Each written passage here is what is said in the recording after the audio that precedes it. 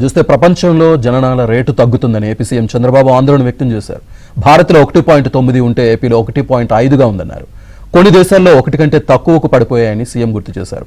ప్రపంచ జనాభా దినోత్సవం సందర్భంగా విజయవాడలో ఏర్పాటు చేసిన సమావేశంలో సీఎం పాల్గొన్నారు. జనాభా తగ్గడంతో భవిష్యత్తులో చాలా సమస్యలు వస్తాయని, ఉమ్మడి కుటుంబాలు కనుమరుగాయి, మైక్రో ఫ్యామిలీలు వచ్చాయని అన్నారు.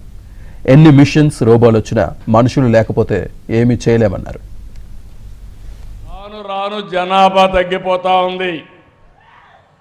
చైనా ఒకప్పుడు ఒక చైల్డ్ నామ్ పెట్టారు.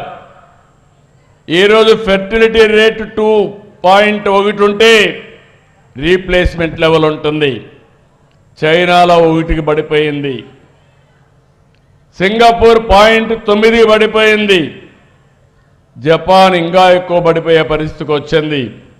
సౌత్ కొరియా 0.7కి పడిపోయింది. ఇండియా కూడా 1.9కి వచ్చాం. ఆంధ్రప్రదేశ్ 1.5కి వచ్చాం. మనం ఆలోచించకపోతే ఇది 1 కంటే తగ్గుతుంది. ఆ తర్వాత మనం పనిచేసేది మెషిన్ల కోసం పనిచేయాలి. మెషిన్లు కూడా వచ్చేస్తున్నాయి. ఈరోజు నేను స్పేస్ సిటీ తీసుకొచ్చాను. శాటిలైట్స్ అన్ని మన రాష్ట్రంలోనే లాంచ్ చేసే విధంగా స్పేస్ సిటీ వస్తుంది. డ్రోన్ సిటీ వస్తూ ఉంది. యుద్ధాలు చేయాలన్నా సివిలియన్ అప్లికేషన్స్ కానీ తొందరలోనే డ్రోన్ అంబులెన్స్ కూడా వచ్చేస్తుంది. ఎక్కడన్నా ఎవరికైనా ఆరోగ్యం బాగలేకపోతే మీ ఇంటి మీదకి వచ్చి పేషెంట్ తీసుకొని నేరుగా హాస్పిటల్కి తీసుకొచ్చే రోజు తొందరలోనే వస్తుందని మీ అందరికీ విజ్ఞప్తి చేస్తున్నా. ఎలక్ట్రానిక్స్ వచ్చేసాయి, వేరబుల్స్ వచ్చాయి. ఈరోజు మనం తినే తిండి ఎంత తినాలి, గ్లూకోజ్ లెవెల్ చూసుకొని తినే తిండి పరిస్థితికి వచ్చాం. హాస్పిటల్లో ఉండక్కర్లేదు, ఇంట్లో ఉంటే మానిటరింగ్ హాస్పిటలింగ్ చేసి అవసరమైతే అంబులెన్స్ లిఫ్టింగ్ కానీ లేకపోతే డ్రోన్ లిఫ్టింగ్ చేసే పరిస్థితికి వచ్చాం. ఇలాంటివన్నీ వచ్చినప్పుడు మీరు గుర్తుపెట్టుకోవాల్సింది, ఒకప్పుడు కరెంటు ఉత్పత్తి చేసేవాళ్ళం. ఎప్పుడు వస్తుందో ఎప్పుడు పోతుందో తెలియదు. ఈరోజు మీ యొక్క ఇంటి పైన కరెంటు ఉత్పత్తి చేసుకుంటున్నాం. ఈరోజు ఈ బిల్డింగ్ పైన కరెంటు ఉత్పత్తి చేసుకొని కిందన ఏసీ పెట్టుకొని కంఫర్టబుల్గా ఉండగలుగుతున్నామంటే అది ఈరోజు సోలార్ ఎనర్జీ కానీ గ్రీన్ ఎనర్జీ వచ్చే పరిస్థితి వచ్చింది. అయితే ఇవన్నీ ఒక ఎత్తు. దీనికి మూలం జనాభా లేకపోతే మనం చాలా సమస్యలు వస్తాయి. ఒకప్పుడు ఉమ్మడి కుటుంబం ఉండేది. పిల్లలు చాలామందికి మీకు ఐడియా ఉండదు, ఇక్కడ పెద్దవాళ్ళకు కొంతమందికి ఉంటుంది.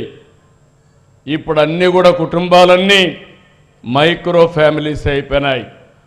భార్యాభర్త టెన్షన్ లైఫ్, ఇద్దరికి ఉద్యోగం, అక్కడి నుంచి ఆలోచనలు డిఫరెంట్గా వచ్చాయి. ఇంట్లో ఎవరు చూసుకునేవాళ్ళు లేరు కాబట్టి పిల్లలుంటే ఒకరు లేకపోతే వద్దు, double income, no kids, let us enjoy చేసే పరిస్థితికి వచ్చాం. ఇది ఒకసారి ఇది ఆలోచిస్తే చాలా ప్రమాదం కూడా. ఇంకా రాను రాను రోబోస్ కూడా వస్తున్నాయి.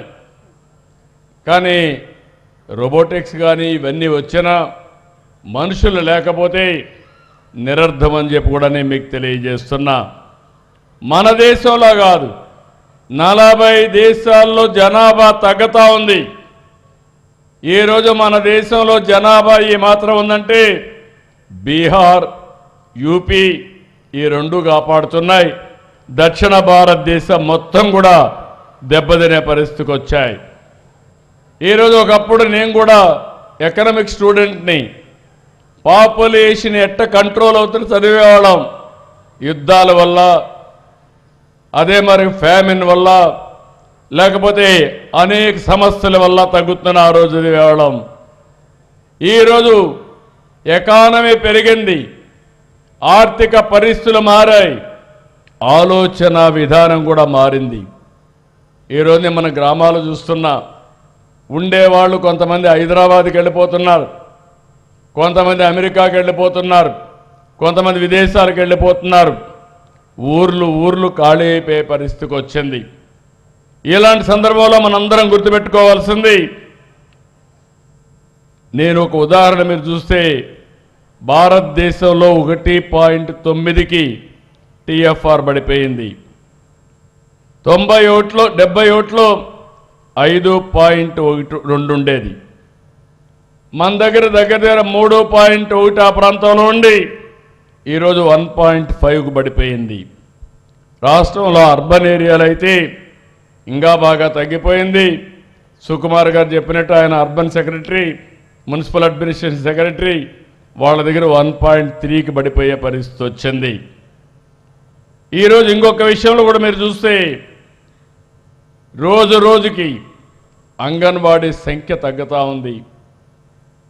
ఎలిమెంటరీ స్కూల్లో పిల్లల సంఖ్య తగ్గే పరిస్థితి వచ్చింది. ఇంకో పక్కన పెద్దవాళ్ళ సంఖ్య పెరుగుతూ ఉంది.